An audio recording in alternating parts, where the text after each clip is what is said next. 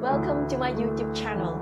I'm Josephine Koh, and if you are joining me for the first time today, I'm a Bosendorfer concert pianist as well as music theorist. Today, we are here for yet another music theory lesson. Topic 4 on realizing figured bass from 7 chord based on the Grade 6 Practicing Music Theory workbook. I hope you have done the exercises for Topic 2 on the figured bass for basic chords and Topic 3 on the 7 chords. If you like what I've done for you so far, do give me a thumbs up and subscribe to my channel below, and I can do more of these videos for you. Let us now dwell into the workbook. The notation for figured bass for 7 chords are illustrated here on page 27. In the key of C major, this is chord 5-7 with the notes G, B, D, and F. The figured bass notation from the bass note G are 7, 5, and 3, written from the biggest to the smallest number. It is abbreviated as 7. In the first inversion, the bass note is B, and all the other figures formed above are 6, 3, and 5.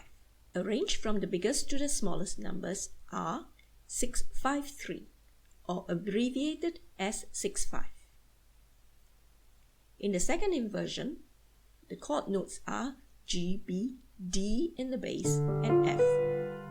The figured bass formed from the bass note D are 6, 4, and 3, thus abbreviated as 4-3.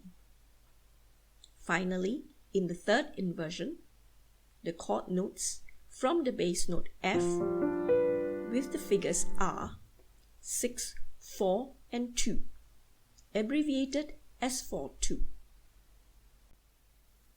Likewise, in the key of C minor, the dominant 7 chords are as follows in the root, first, second, and third inversions.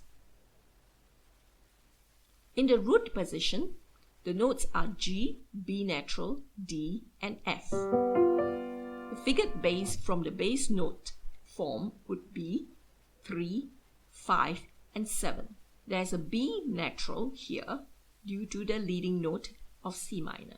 Thus, the figured bass would be 7, 5, and a natural, which stands for the third above the bass note, abbreviated as 7 with natural.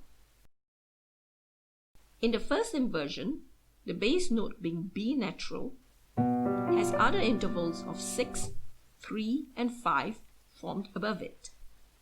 The figured bass would thus be 6, 5, 3, or abbreviated as 6, 5. Notice that there are no accidentals here above the bass note. In the second inversion, the bass note is D, with intervals formed above it being 6, 4, 3. Notice that the B natural is a 6 above the bass note D, and thus a natural is written next to the 6th figure. In the third inversion, the bass note is F, and the intervals formed are 6, 4, 2 above the bass, whereby the B natural is a 4th above F, and thus 6, 4 natural, 2, abbreviated as 4 natural, 2. Notice that in the second inversion, the 7th chord has no abbreviation due to the natural next to the 6th. The dominant 7th chord with its 7 can sometimes be used as a passing note. In this case, the dominant chord is here with the 7th on the weak beat. Instead of having a figured bass of 8-5-3 and 7-5-3, the abbreviated form is usually 8 followed by the 7th. In this case, the dominant chord is in its first inversion, and the dominant 7th note occurs like a passing note. In this case, this chord has a figure 6, and for the dominant 7B, instead of a 6-5, it is written as 6 and 5. Let me now show you how to do two exercises on page 28. Question A. Here we have the key of F major, of which the bass note is G, and the figure is 7. This indicates that the 7th chord is in root position. Thus, the chord notes are G, B flat, D, F.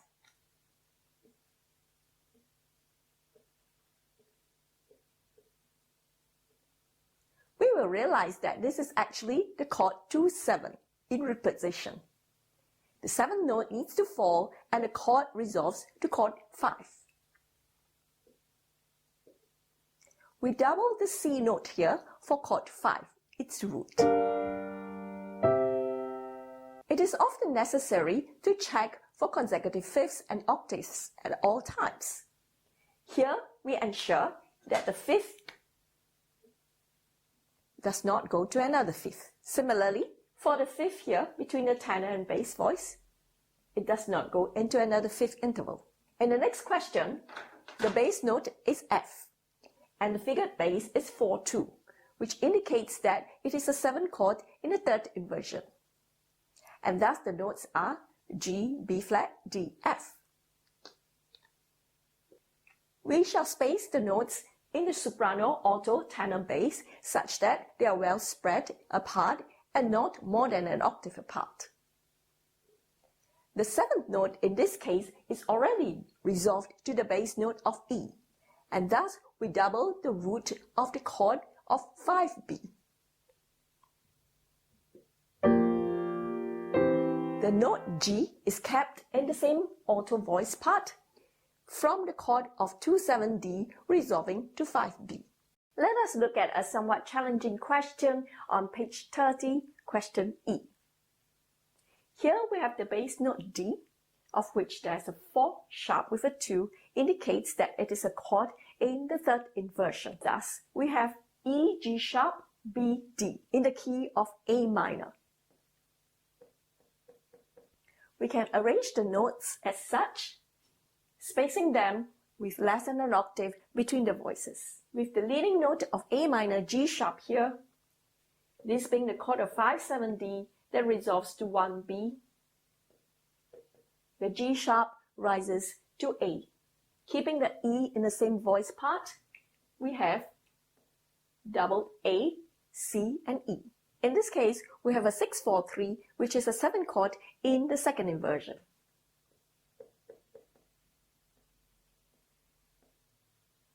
We can have the 7th note in the highest part, resolving by step down. A being the tonic chord of A minor. With our figured bass, it is in root position. Continuing from B, which has a 7, we realize that the chord notes are B, D, F, and A. To avoid consecutive fifths and octaves, we would thus put the note A here in contrary motion to the bass. Once that is done, the A can resolve to the G sharp. In this scenario, we share the bass note E, doubling the E and then G sharp, B. Once the question has been finished, we would like to check for consecutive fifths and octaves, drawing them with brackets to check that there are no parallel pairs of fifths and octaves.